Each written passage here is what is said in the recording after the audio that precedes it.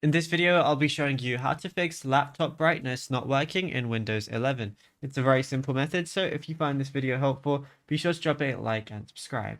Now, brightness issues are frequently caused by a driver conflict with the new ambient light sensor timing or the display enhancement service failing to start.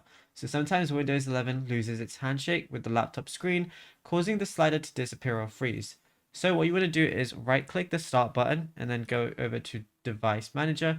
Then go ahead to monitors and expand them like so. Then right click generic PNP monitor if you see it and select disable device. Wait 5 seconds, then right click it again and then select enable device. And then the force restart the brightness communication between your screen and Windows as well.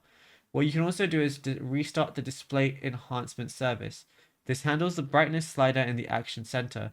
So what you want to do is press go to search right here and then type in services like so. Go ahead and click on that and then just open up services. Then find display enhancement service. So obviously just go over to D and then find display enhancement service.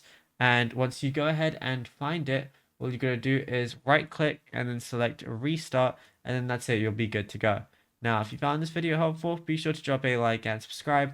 And also be sure to check out all our other tutorials that we've been posting on the channel as well, because there is a lot to go through and you might find something you didn't know about yet.